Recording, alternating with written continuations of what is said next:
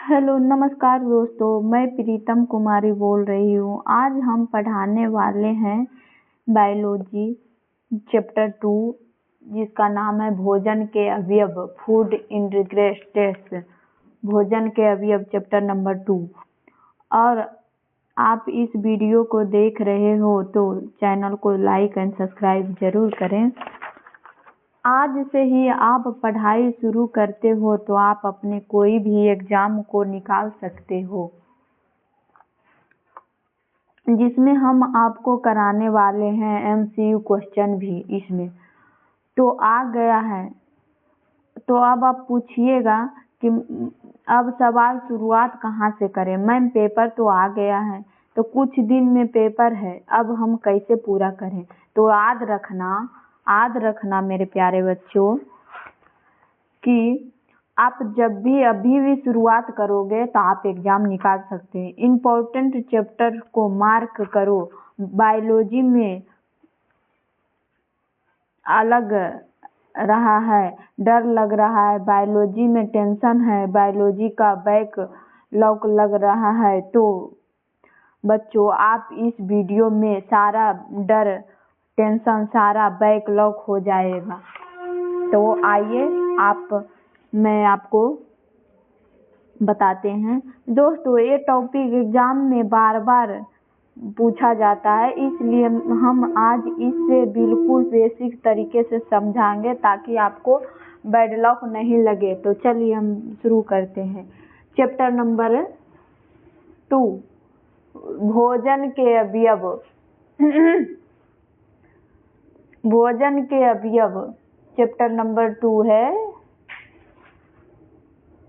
भोजन के अवयव।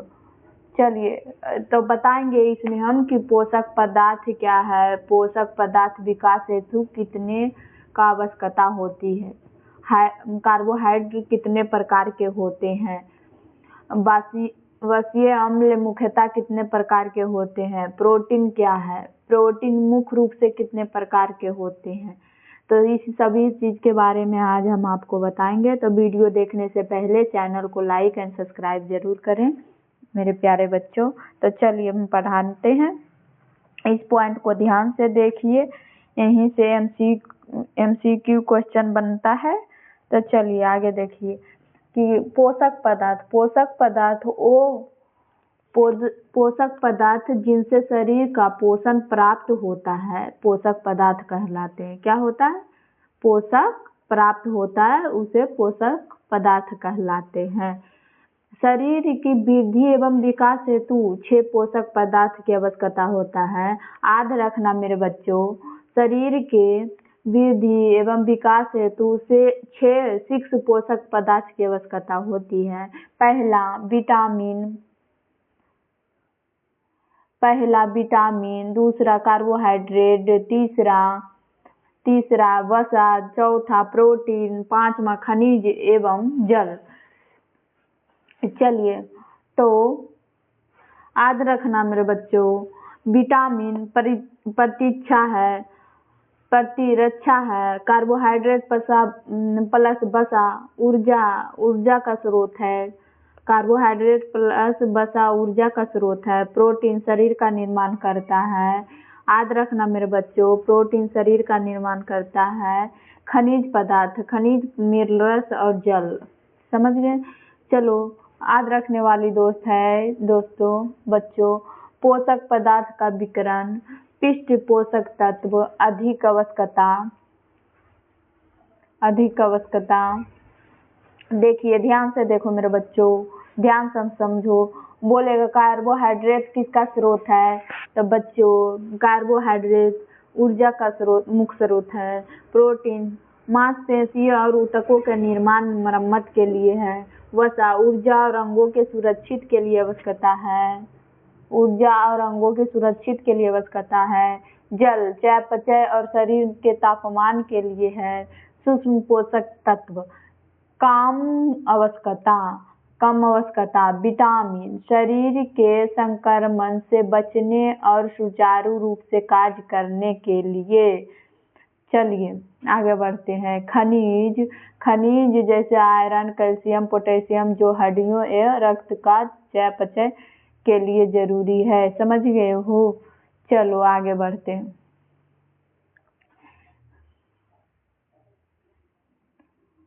यह पोषक तत्व फल, सब्जियां, अनाज, दलों जैसे संतुलित आहार से प्राप्त होते हैं। कार्बोहाइड्रेट कार्बोहाइड्रेट में कार्बन, हाइड्रोजन तथा ऑक्सीजन क्रमशः 1, 2, 3 अनुपात होते हैं। चलिए शर्करा, वे कार्बोहाइड्रेट का स्वाद है में मीठे तथा जल में घुलनशील होते हैं, उसे शर्करा कहते हैं। याद रखना मेरे दोस्तों, एक कार्बोहाइड्रेट का स्वाद में मीठे तथा जल में घुलनशील होते हैं, उसे क्या कहते हैं? शर्करा कहते हैं। मोनोसैकेराइड्स ओ हाइड्रोसैकेराइड्स शर्करा के उदाहरण है। पॉलीसैकेराइड्स शर्करा नहीं है। चलिए आगे बढ़ते हैं। कृत्रिम शर्करा प्रोटीन की बनी होती है। कृत्रिम शर्करा प्रोटीन की बनी होती है। चलो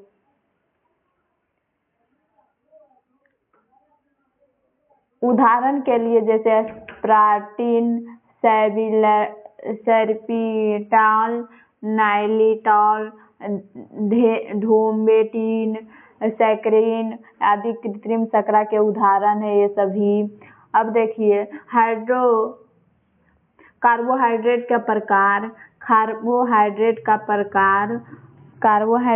प्रकार है। देखो दोस्तों, कार्बोहाइड्रेट का प्रकार है ये सभी। मोनोसैकेराइड्स, डाइसैकेराइड्स, तीसरा पॉलीसैकेराइड्स। समझ गए हो दोस्तों? मोनोसैकेराइड्स ये सबसे सरल कार्बोहाइड्रेट है जो जल में घुलनशील तथा स्वाद में मीठे होते हैं। याद रखना मेरे बच्चों, ये सबसे सरल कार्बोहाइड्रेट है जो फल, जल एवं घुलनशील तथा स्वाद में मीठे होते हैं। जैसे देखो ग्लूकोज, यह शरीर के मुख्य ऊर्जादायी पदार्थ है। यह शरीर का मुख्य ऊर्जादायी पदार्थ है। चलो आगे बढ़ते हैं। ध्यान से देखना मेरे बच्चों, ग्लूकोज को रक्त का शर्करा, यूनिवर्सल शर्करा एवं अंगूर की शर्करा भी कहा जाता है। ग्लूकोज को क्या कहा जाता है? अंगूर का भी शर्करा कहा जाता है। फ्रैक्टोज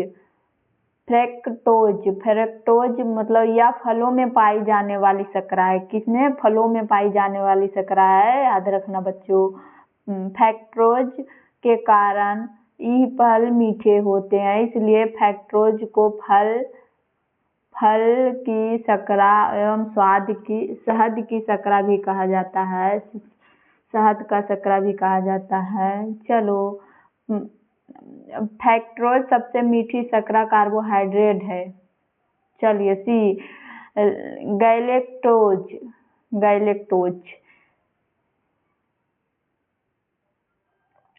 गैलेक्टोज यह शर्करा स्वतंत्र अवस्था में नहीं पाई जाती है। गैलेक्टोज को मस्तिष्क की शर्करा एवं तंत्रिका शर्करा भी कहा जाता है।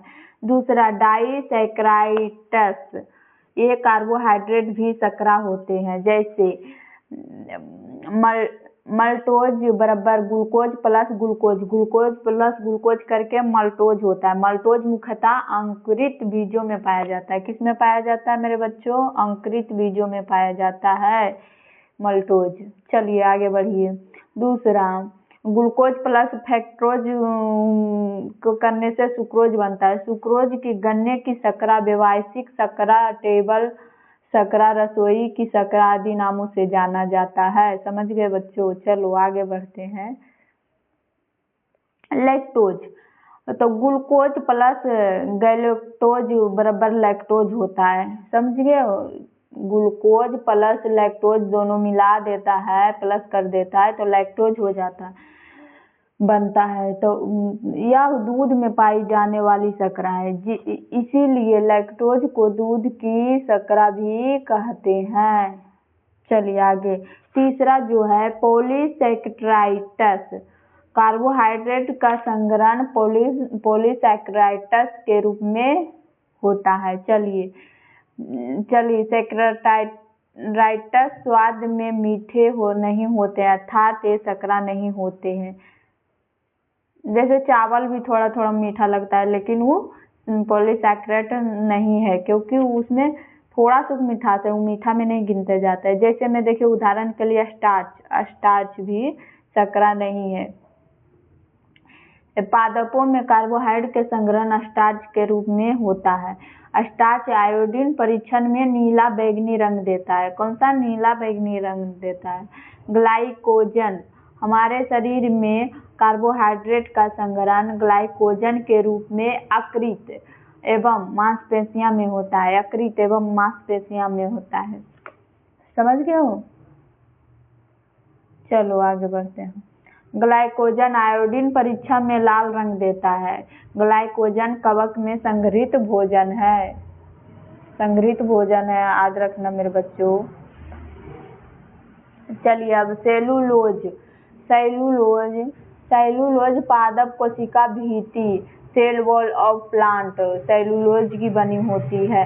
सेलुलोज प्रकृति में सर्वाधिक मात्रा में पाया जाने वाला कार्बनिक पदार्थ है। सेलुलोज आयोडीन परीक्षण नहीं देता। सेलुलोज का प्रयोग रेयान तथा कागज के निर्माण में किया जाता है। समझ गए हो इतना? अब चलो अब वसा के बारे में बोलते हैं। वसा क्या है? देखिए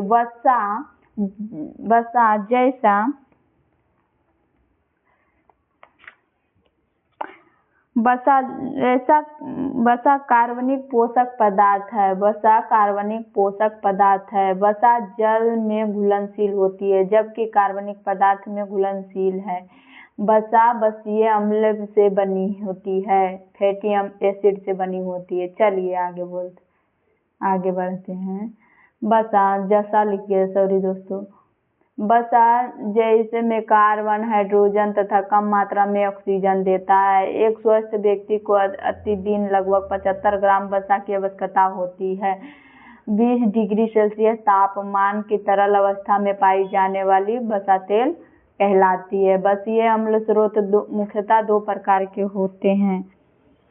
वसा मतलब वही तरल चीजें वो वसा होती है, जैसे जिसमें तेल से खाने से इसमें मोटापा बढ़ता है, अब ज्यादा खाने से भी नुकसान भी होता है। वसीय अम्ल मुख्यतः 2 प्रकार के होते हैं। संतृप्त वसीय अम्ल, इनमें कार्बन हाइड्रोजन द्वारा संतृप्त होते हैं। चलिए आगे बढ़ते हैं बच्चे।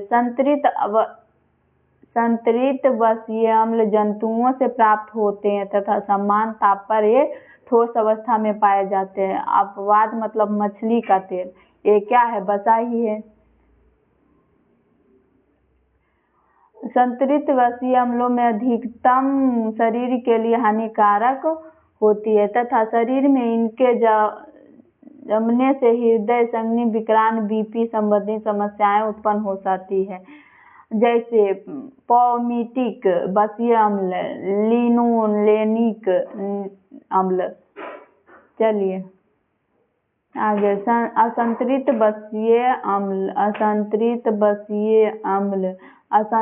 वसीय अम्ल पादपों से प्राप्त होते हैं तथा समान ताप पर तरल अवस्था में पाए जाते हैं। अपवाद जैसे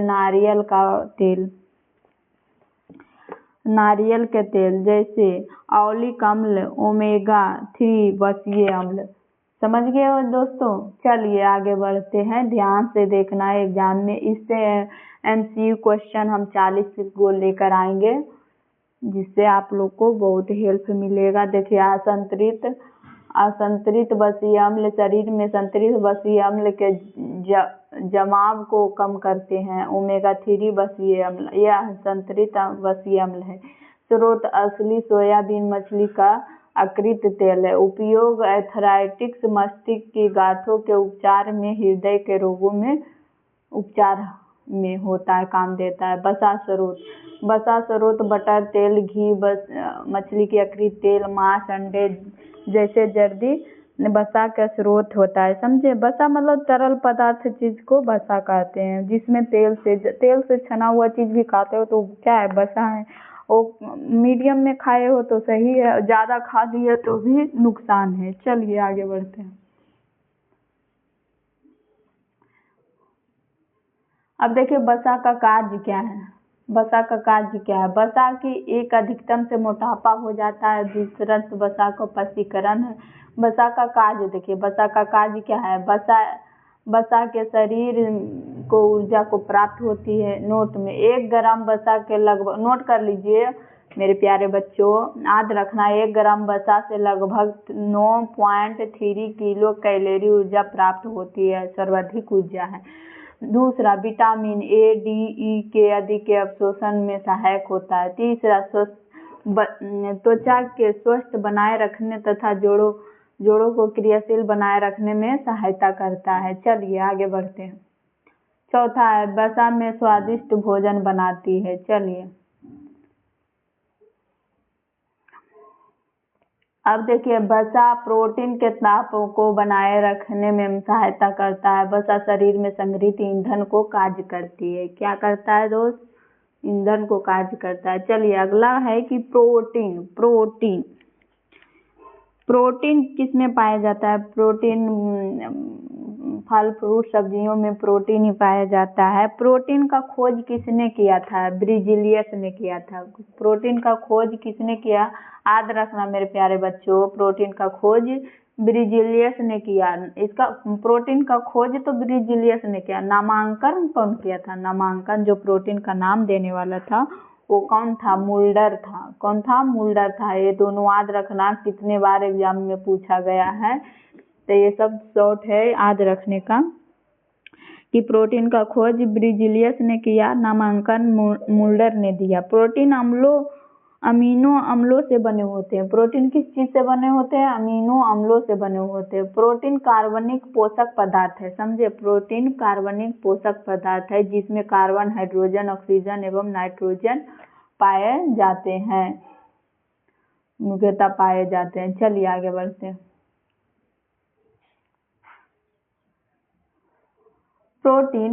प्रोटीन में अवयवों का मात्रा के अनुसार क्रम है कि carbon, oxygen, nitrogen, hydrogen. System methionine आदि अमीनो अम्ल में सल्फर भी उपस्थित होते हैं। 1 ग्राम प्रोटीन से लगभग 4 किलोग्राम कैलोरी ऊर्जा प्राप्त होती है। याद रखना, प्रोटीन शरीर के विकास में सहायक होता है, इसीलिए प्रोटीन को शरीर को निर्माणिक पदार्थ माना जाता है। देखो किसी भारत में सबसे ज्यादा मतलब कुपोषित बच्चा पैदा होता है, जो शरीर से कमजोर होता है, कोई बीमारी से संक्रमित होता है, तो ये सब किसके वजह से, प्रोटीन की कमी के वजह से होता है। सबसे ज्यादा भारत में कुपोषित बच्चा पैदा होता है, कुपोषित बच्चा, तो ये सब प्रोटीन की कमी से ही दिक्कत आता है, उसके कारण से ही ये सब होता है। समझ गए दोस्तों, याद रखना, अगर प्रोटीन की कमी नहीं होगा तो कोई बच्चा वैसा जन्म नहीं होगा। चलिए आगे बढ़ते हैं। प्रोटीन मुख्यतः रूप से 3 प्रकार के होते हैं। कितने प्रकार से, याद रखना मेरे बच्चों, प्रोटीन रूप से कितने प्रकार के मुख्य होते हैं, 3 प्रकार मुख्यतः रूप से होते हैं। प्रोटीन कौन कौन होते हैं, देखिए पहला सरल प्रोटीन। सरल प्रोटीन केवल अमीनो अम्ल से ही मिलकर बने होते हैं, जैसे विलियम, ग्लोबुलिन आदि। चलिए आगे बढ़ते हैं। दूसरा है कि संयुक्त प्रोटीन, जैसे प्रोटीन अमीनो अम्लों को संयोजन अन्य अणुओं से होता है, संयुक्त प्रोटीन कहलाते हैं, जैसे ग्लाइकोप्रोटीन, फास्फोप्रोटीन। तीसरा व्युत्पन्न प्रोटीन, प्राकृतिक प्रोटीन के आंशिक जलीय अपघटन से व्युत्पन्न प्रोटीन प्राप्त होते हैं, जैसे यूसिलिन, फाइब्रिन, हिमुलिन आदि। नोट कर लेना, देखो नोट करने वाला बात है बच्चों कि ये अमीनो अम्ल जो भोजन के माध्यम से संग्रहण किए जाते हैं आवश्यक है, अमीनो अम्ल कहलाते हैं, जैसे यूसिन, ल्यूसिन, लाइसिन, बेलिन आदि etc। चलिए आगे बढ़ते हैं। ये सब नोट करने वाला बात है कि टायरोसिन, एलेनिन, सिस्टम आदि गैर आवश्यक अमीनो अम्ल है। दूध में केसिन प्रोटीन पाया जाता है। तो ऑब्जेक्टिव क्वेश्चन में भी पूछे थे कि केसिन प्रोटीन किसमें पाया जाता है, तो दूध में आप लोग लगाए थे, ठीक। चलिए आगे बढ़ते हैं। दूध में सभी आवश्यकता अमीनो अम्ल पाए जाते हैं। दालों के में मुख्यतः प्रोलामिन प्रोटीन पाया जाता है। दालों में कौन सा प्रोटीन पाया जाता है? प्रोलामिन। ग्लूटेनिन गेहूं जैसे खाद्यान्नों में पाया जाता है। अंडे में मुख्यतः एल्ब्यूमिन प्रोटीन पाया जाता है। चलिए आगे बढ़ते हैं। खनिज। अब खनिज क्या है? खनिज मिनरल। ए अकार्बनिक पोषक पदार्थ है। ये क्या है? अकार्बनिक पोषक पदार्थ है। चलिए आगे बढ़ते हैं। ये शरीर में उपस्थित के आधार पर खनिजों को 2 भागों में बांटा जा सकता है। याद रखना प्यारे बच्चों, ये 2 भागों में बांटा जाता है खनिजों को। पहला अधिभार तत्व, दूसरा सूक्ष्म भार तत्व। पहला वो खनिज जो अपेक्षाकृत अधिक मात्रा में शरीर में पाए जाते हैं उसे अधिभार तत्व कहते हैं। तो जैसे में calcium, phosphorus, magnesium, chlorine, sodium, potassium, sulphur आदि अधिभार तत्वों के उदाहरण हैं। चलो सूक्ष्म भार। ये अपेक्षाकृत बहुत ही कम मात्रा में शरीर में होते हैं, उसे क्या कहते हैं? सूक्ष्म भार तत्व कहते हैं।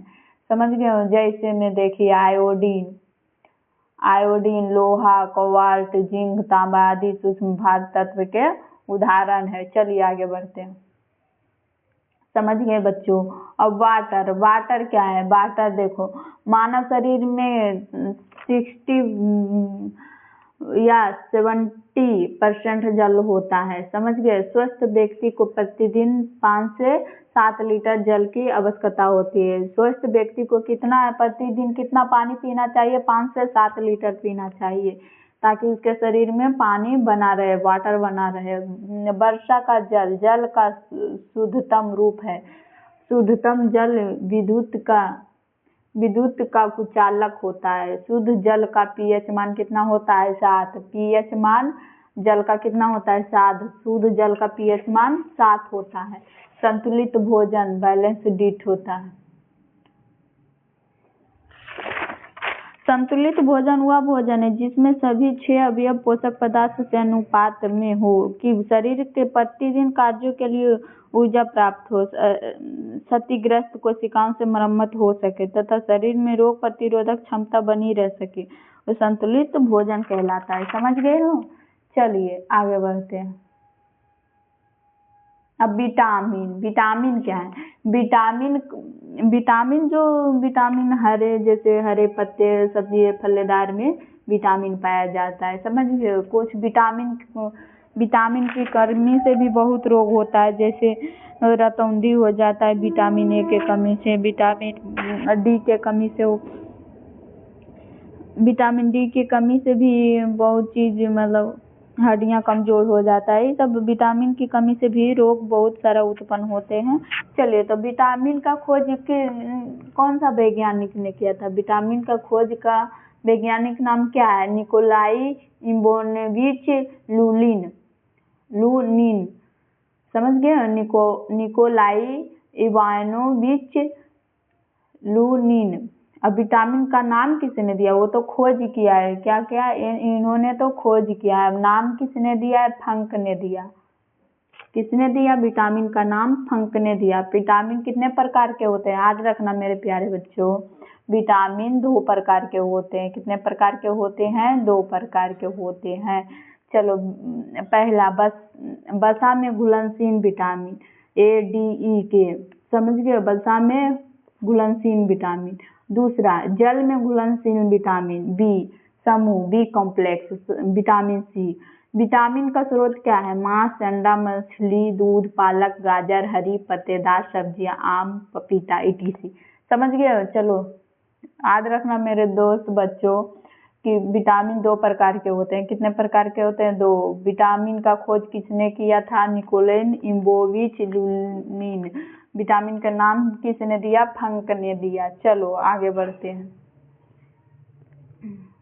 देखो विटामिन का नाम किसने दिया?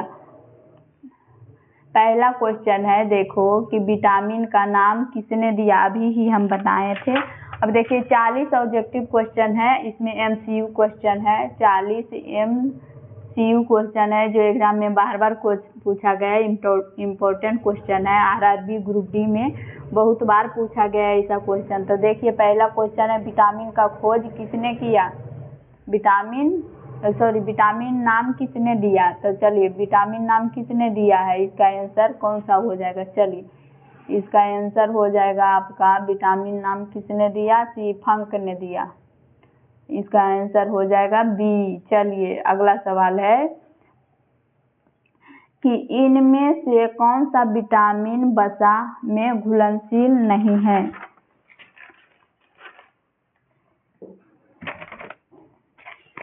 इनमें से कौन सा विटामिन वसा में घुलनशील नहीं है?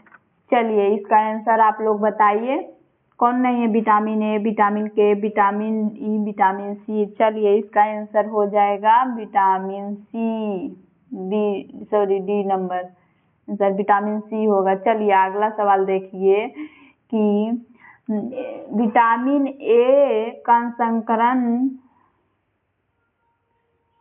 संग्रहण संस्था संश्लेषण होता है। चलिए इसका देखिए, हाँ क्वेश्चन लिखा गया।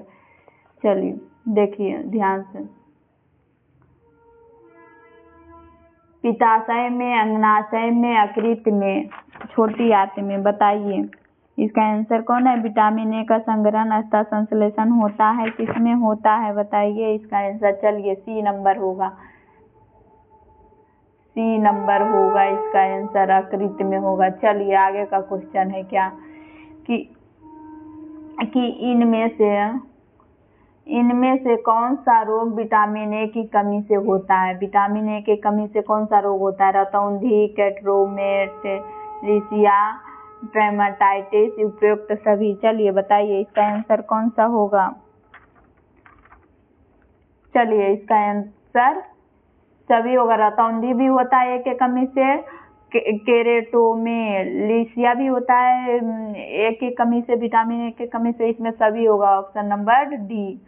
चलिए आगे बढ़ते हैं। अगला सवाल है कि रक्त का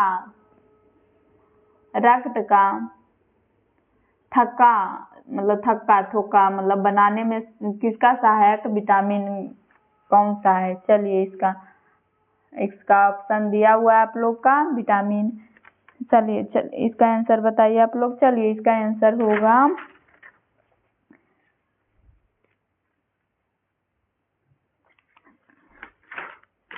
इसका आंसर आपका हो जाएगा विटामिन के, बी आंसर हो जाएगा। चलिए अगला सवाल बताइए कि विटामिन के का रासायनिक नाम क्या है? विटामिन के का रासायनिक नाम क्या है? चलिए इसका आंसर हो जाएगा ए और बी। इसका आंसर ए और बी हो जाएगा। डी नंबर इसका सही आंसर है, जो नेफ्रोथोपिनोन है और बी फिलोक्विनोन है। चलिए अगला सवाल है, ये सब इम्पोर्टेंट क्वेश्चन है, ध्यान रखना। इनमें से किस विटामिन का संग्रहण हमारे शरीर में नहीं होता है?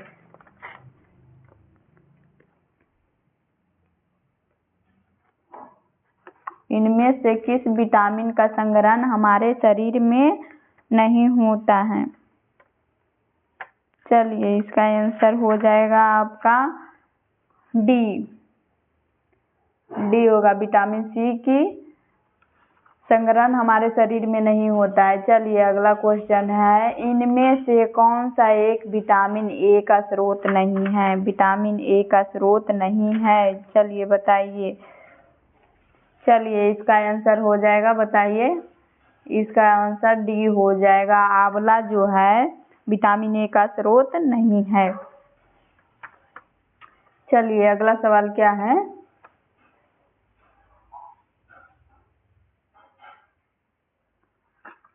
बसक में विटामिन बी की कमी से होने वाला रोग कौन सा है? बताइए, वसक में विटामिन बी की कमी से होने वाला रोग कौन सा है? चलिए, याद रखना मेरे प्यारे बच्चों, ये सब सभी क्वेश्चन इम्पोर्टेंट क्वेश्चन है, आप लोग इसे याद रखें। इसका आंसर हो जाएगा आपको, चलिए बी नंबर इसका आंसर सही जवाब है। चलिए अगला सवाल है कि विटामिन ई का घटक तत्व कौन सा है? चलिए बताइए, विटामिन ई का घटक तत्व कौन सा है? चलिए इसका आंसर हो जाएगा आपका ए नंबर। ए नंबर होगा, सेलेनियम होगा। चलिए अगला सवाल है कि कार्बोहाइड्रेट में कार्बन, हाइड्रोजन तथा ऑक्सीजन का क्रमशः अनुपात कितना है? बताइए इसका आंसर कौन सा होगा? चलिए आप लोग बताइए।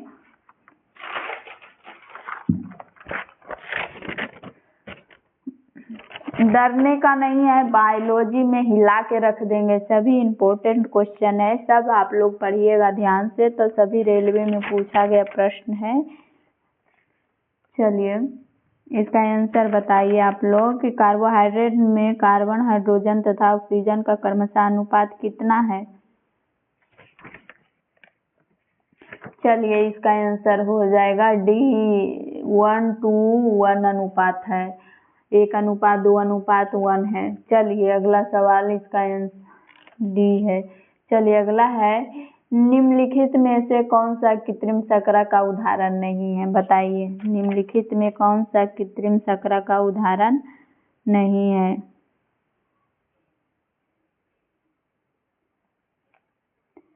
चलिए इसका आंसर बताइए आप लोग।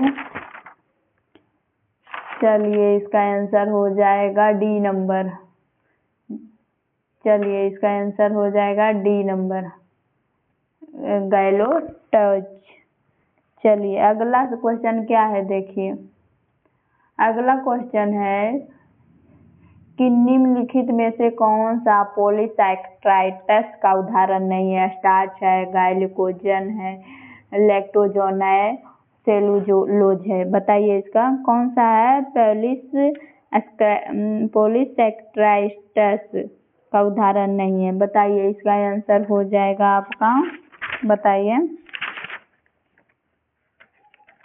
लैक्टोज है। जो लैक्टोज है ऑप्शन नंबर सी, ई पॉलीसैकेराइड का उदाहरण नहीं है। याद रखना मेरे प्यारे बच्चों कि कौन सा कार्बनिक पदार्थ प्रकृति में सर्वाधिक मात्रा में पाया जाता है? बताइए। चलिए इसका आंसर बताइए बाबू।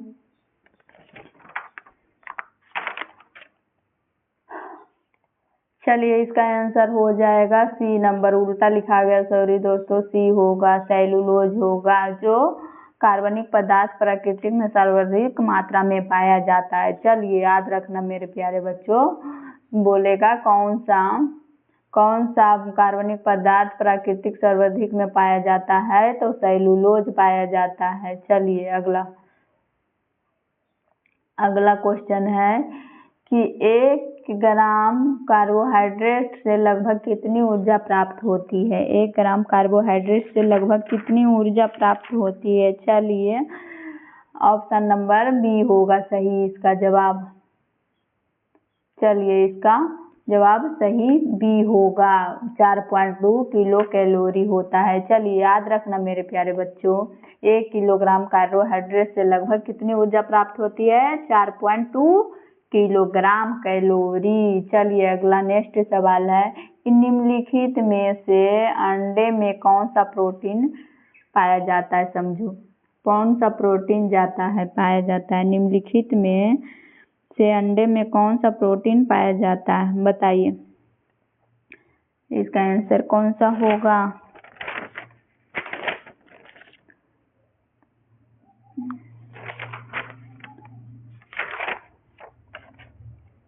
एल्ब्यूमिन होगा, इसका आंसर डी नंबर होगा। कहाँ लिखा हुआ है? चलिए इसका आंसर कौन सा होगा? डी नंबर होगा, एल्ब्यूमिन होगा, जो अंडे में प्रोटीन पाया जाता है। निम्नलिखित में से कौन सा स्वपोषीय पदार्थ है। याद रखना मेरे बच्चों कि निम्नलिखित में से कौन सा श्वासकोशीय पदार्थ है। समझिए, मानव, पादप, जंतु, कवक, कौन है इसमें बताइए।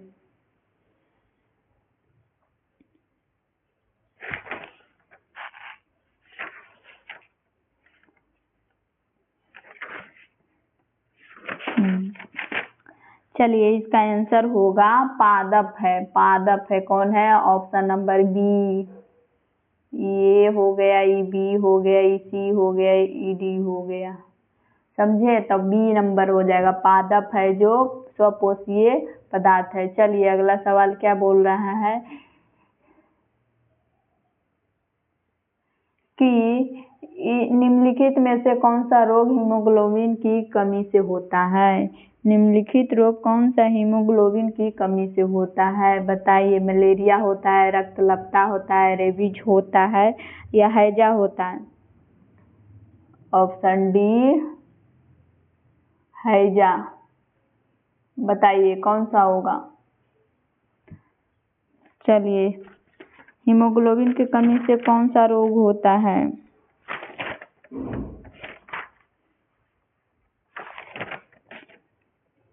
रक्तलपता होता है, रक्तलपता। ऑप्शन नंबर बी सही आंसर होगा इसका सही जवाब। चलिए आगे बढ़ते हैं। याद रखना मेरे प्यारे बच्चों, हीमोग्लोबिन के कमी से रक्तलपता रोग होता है। ऑप्शन नंबर बी सही जवाब।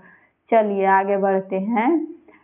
अगला क्वेश्चन क्या कह रहा है, अस्थि सुरिस्ता नामक निम्न में से किसकी कमी से होती है। अस्थि सुरिस्ता जो रोग होता है किसके कमी से होता है, किस नामक की कमी से, किस विटामिन की कमी से होता है। Vitamin A, vitamin B, vitamin D, vitamin K. चलिए बच्चों बताओ।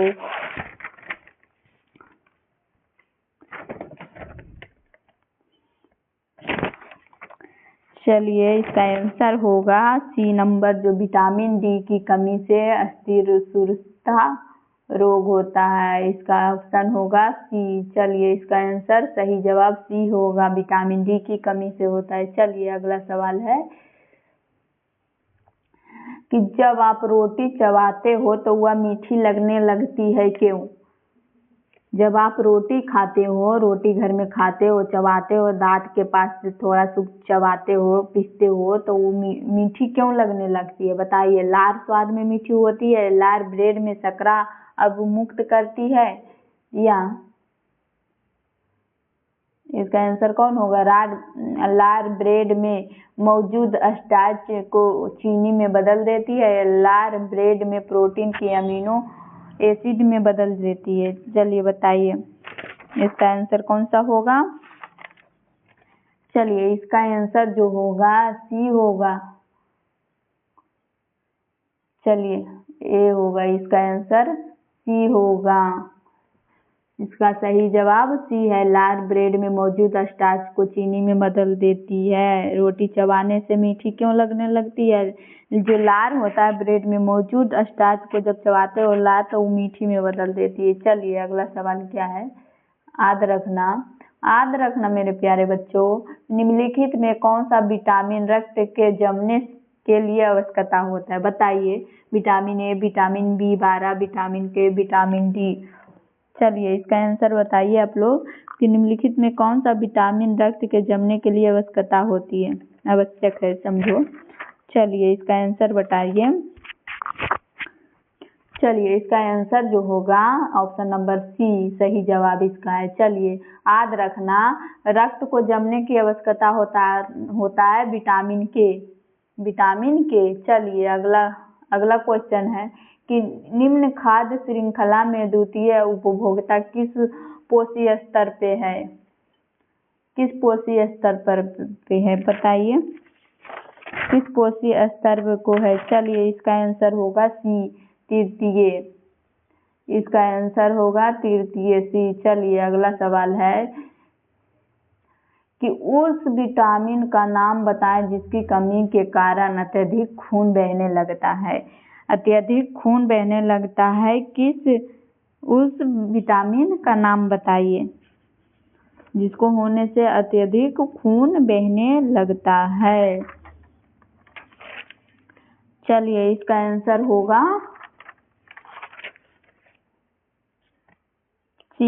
सी होगा, सी। विटामिन के कमी से खून भी बहने लगता है और विटामिन के कमी से रक्त भी जम जाता है, इसका जमने की भी आवश्यकता होता है। रक्त भी इस विटामिन के से ही जमने का आवश्यकता होता है, इससे खून ज़्यादा बहने के भी मतलब डर रहता है। तो किसके विटामिन के कमी से, ऑप्शन नंबर सी। चलिए इसका आंसर से अब बोल रहा है कि निम्नलिखित में से किस प्रक्रिया में वायु में ऑक्सीजन निर्युक्त होती है, किस में होती है निर्युक्त, बताइए। चलिए इसका आंसर हो जाएगा आपको प्रकाश संश्लेषण। इसका आंसर प्रकाश संश्लेषण, ऑप्शन नंबर ए। चलिए अगला सवाल है कि पौधे में लचीलापन ऊतक के कारण होता है। पौधे में लचीलापन किसके ऊतक के कारण होता है? चलिए इसका आंसर आप लोग बताइए। इसका हम सोल्व नहीं कर पाए हैं दोस्तों, तो आप लोग बताइए इसका आंसर कौन सा है जो आपको बताना जरूरी है। चलिए इसका आंसर आप लोग बताइएगा। चलिए आगे बढ़ते हैं कि निम्न में से कौन सा ब्रोयाफाइटा का उदाहरण नहीं है। ब्रोयाफाइटा का उदाहरण इसमें कौन सा नहीं है? मासेंसिया, फ्यूनेरिया, कैरा, रिक्सिया, बताइए। निम्नलिखित में से कौन सा ब्रोयोफाइटा का उदाहरण नहीं है? मासेंसिया, फ्यूनेरिया, कैरा, रिक्सिया। ये क्वेश्चन ग्रुप डी में पूछा गया था 2018 में। इसका सही जवाब आप लोग बताइए। इसका आंसर कौन सा होगा? सी। चलिए अगला नंबर सी होगा, कैरा होगा। इसका आंसर सी होगा, कैरा। चलिए जो ब्रोयोफाइटा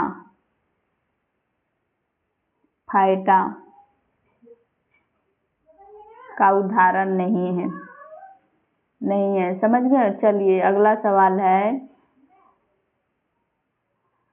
सवाल है कि जाइलम एक ऊतक है, बताइए। सरल स्थायी ऊतक है जाइलम कौन सा ऊतक है? सरल स्थायी ऊतक, जटिल स्थायी ऊतक, उपकला स्थायी ऊतक या संयोजी ऊतक, बताइए।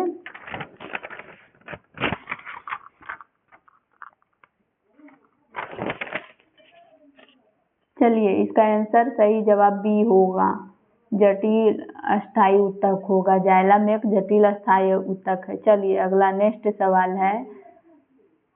नेक्स्ट सवाल है कि निम्नलिखित में से कौन सा पादप हार्मोन तनों की वृद्धि में मदद करता है? बताइए निम्नलिखित में कौन सा हार्मोन तनों में की वृद्धि में मदद करता है, बताइए। इसका सही आंसर हो जाएगा सी नंबर, ऑक्सीन है जो सी नंबर जो सही पादप हार्मोन तनों की वृद्धि में मदद करता है। चलिए अगला नेक्स्ट सवाल है बच्चों कि कौन सा ऊतक जड़ के दूर पानी के परिवहन के लिए जिम्मेदार होता है? कौन सा ऊतक जड़ से दूर पानी के परिवहन के लिए जिम्मेदार होता है? ये 2011 में ग्रुप डी में 2018 में पूछा गया था ग्रुप डी में। चलिए तो इसका आंसर आप लोग बताइए। इसका आंसर क्या होगा? 2 सेकेंड। चलिए तो इसका आंसर होगा जाइलम, जो जड़ से दूर पानी के परिवहन के लिए जिम्मेदार होता है। कौन होता है? जाइलम होता है। चलिए इसका आंसर डी नंबर हो जाएगा। चलिए आगे बढ़ते हैं। याद रखना, समूह के पौधे को प्राय शैवाल कहा जाता है। चलिए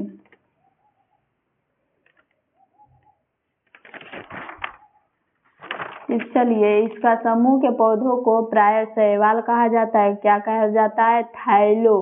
थाइलोफाइटा समूह के पौधे को प्राय शैवाल कहा जाता है। ऑप्शन नंबर डी इसका आंसर होगा। याद रखना मेरे प्यारे बच्चों, समूह के पौधे को प्राय शैवाल कहा जाता है। तो किसका? ऑप्शन नंबर डी, थाइलोफाइटा को समूह को पौधे को प्राय शैवाल कहा जाता है। चलिए आगे बढ़ते हैं। ये तो बिल्कुल याद रखना मेरे बच्चों, ये 2018 में पूछा गया था एग्जाम में कि कितने प्रकार के तत्व जाइलम उत्तक बनाते हैं, कितने प्रकार के तत्व जाइलम उत्तक बनाते हैं। चलिए तो इसका आंसर हो जाएगा 4, ऑप्शन डी नंबर 4 प्रकार के जाइलम उत्तक बनाते हैं। कितने प्रकार के बनाते हैं? 4 प्रकार के जाइलम उत्तक बनाते हैं। समझ गए हो?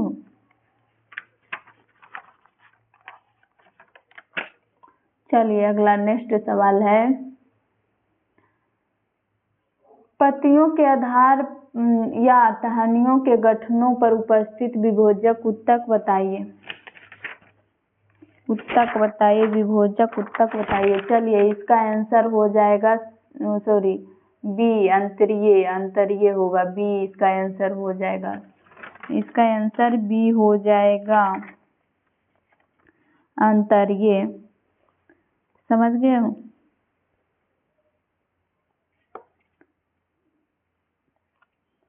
जो मेरिस्टेम पौधों के कोशिकाओं के एक समूह है जो विभाजित हो सकता है और पौधे को बढ़ने में मदद कर सकता है। पत्तियों के आधार पर या जहां शाखाएं मिलती है वहां स्थित इंटरकेलरी मेरिस्टेम पौधों की लंबाई बढ़ाने में मदद करता है और आमतौर पर एक बीजपत्री पौधे में पाया जाता है। समझ गए? तो इसका आंसर होगा अंतरीय, मतलब बी।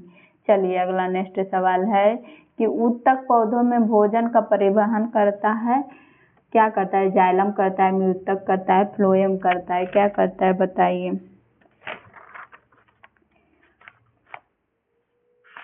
चलिए इसका आंसर हो जाएगा आपका सी, फ्लोएम। फ्लोएम उत्तक पौधों में भोजन का परिवहन करता है। चलिए आगे बढ़िए। अगला सवाल है कि निम्नलिखित में से किस पौधे को पादपकाय जड़, तना और पत्तियों में विभोजित नहीं होता है? रिक्सिया, मेलर्सिलिया, कैरा, स्पाइरोगैरा। बताइए इसका आंसर कौन सा होगा। निम्नलिखित में से किस पौधे में पादपकाय जड़, तना, पत्तियों में विभोजित नहीं होता है? मेरे प्यारे बच्चों, इसका आंसर कौन सा होगा बताओ। चलिए इसका आंसर होगा स्पाइरोगैरा। डी नंबर इसका आंसर होगा। जो स्पाइरोगैरा में पादपकाय जड़, तने और पत्तियों में विभेदित नहीं होता है। स्पाइरोगैरा एक तनुमय हरा शैवाल है। क्या है? हरा शैवाल है और इसमें अलग अलग जड़ों तथा तनों और पत्तियों में विभेदन का अभाव होता है। इसके बजाय इसमें बेलनाकार कोशिकाओं का सरल तंतु होते हैं। मेरे प्यारे बच्चों, तो इसका आंसर कौन सा हो जाएगा? स्पाइरोगैरा। चलिए अगला सवाल है कि चावल में भूसी राइस ब्राउन के तेल के स्थिरीकरण में निम्नलिखित में से किस एंजाइम का उपयोग किया जाता है? Hydrolase, option B catalase, option C lipase, option D cellulase. बताइए इसका आंसर कौन सा होगा। चलिए इसका आंसर कौन सा होगा। इसका आंसर होगा बी, काइटोलोज होगा। इसका आंसर होगा सही। इसका सही जवाब हो जाएगा काइटोलोज। जो चावल में भूसी राइस ब्राउन के तेल के स्थिरीकरण में निम्नलिखित में से किस एंजाइम का उपयोग किया जाता है? काइटोलोज का होता है। चलिए इसका आंसर सही जवाब। याद रखना मेरे प्यारे बच्चों, मैग्नीशियम के लिए प्रयुक्त प्रतीक है क्या? Mn। कौन सा होगा? मैग्नीशियम के प्रतीक के लिए प्रयुक्त प्रतीक क्या है? मैग्नीशियम के प्रयुक्त प्रतीक क्या है?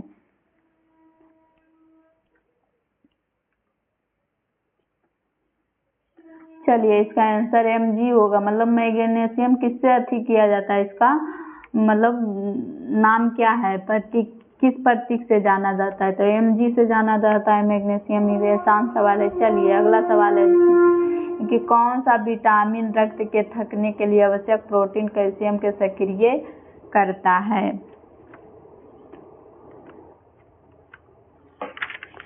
सक्रिय करता है। चलिए इसका आंसर हो जाएगा आपका, बताइए कि इसका आंसर हो जाएगा डी, विटामिन के। इसका आंसर हो जाएगा विटामिन के। पहले भी पूछ लिए, इसका आंसर होगा विटामिन के, डी नंबर। समझ गए हो? जो विटामिन के एक रक्त के थके जमने और अधिक रक्तस्राव को रोकथाम में महत्वपूर्ण भूमिका निभाता है। यह रक्त के थक जमने के लिए आवश्यक प्रोटीन के कैल्शियम को सक्रिय करता है। चलिए अगला सवाल है कि एक लंबा वृक्ष अपने अवशिष्ट पौधों को कहाँ संचित कर सकता है? एक लंबा वृक्ष अपने अवशिष्ट उत्पादों को कहाँ संचित कर सकता है? बताइए इसका आंसर। चलिए इसका आंसर जो होगा, 2 सेकंड हम आपको देते हैं, बताइए आप लोग। इसका आंसर होगा, आगे भी हम पूछे हैं, पुराने जाइलम में होगा। पुराने जाइलम में एक लंबा पेड़ अपने अवशिष्ट उत्पादों को मुख्य रूप से पुराने जाइलम में संग्रहित करता है, जहां मृत कोशिकाओं पोषक तत्वों का परिवहन नहीं करता है। गोंद और रेजिन जैसे अवशिष्ट पदार्थों यहाँ जमा होते हैं, जिसमें यहाँ एक प्रमुख भंडारण क्षेत्र बना होता है। समझ गए दोस्तों? प्यारे बच्चों, पूछ लिया क्वेश्चन एग्जाम में कि एक लंबा वृक्ष अपने अवशिष्ट उत्पादों को कहाँ संचित करता है, तो पुराने जाइलम में। आंख बंद करके मार लेना। चलो आगे बढ़ते हैं। अगला सवाल है कि पौधे की कार्बन और ऊर्जा आवश्यकताएं निम्नलिखित में से किस प्रक्रिया द्वारा पूरी होती है? चलिए इसका आंसर बताइए। चलिए इसका आंसर हो जाएगा आपका, इसका आंसर हो जाएगा प्रकाश संश्लेषण। पौधे में कार्बन और ऊर्जा आवश्यकता निम्नलिखित में किस प्रकार के होते हैं? तो प्रकाश संश्लेषण होते हैं। इसका आंसर हो जाएगा डी नंबर। चलिए आंख बंद करके मार देना दोस्तों। वंशानुक्रम के नियम किसने दिया? ये पहले भी बताया माधवी। आंख बंद करके इसको पूछ लेगा मेरे प्यारे बच्चों, वंशानुक्रम का नियम किसने दिया है? गेगर मेंडल ने। Option number C, option number C. चलिए आगे बढ़ो। निम्नलिखित में से कौन सा अवशिष्ट जीवाणु या अन्य मृत्युजीवियों द्वारा निम्नीकृत नहीं किया जा सकता है? चलिए इसका बताइए। चमड़ा, कागज, मूल पात्र, प्लास्टिक। बताइए।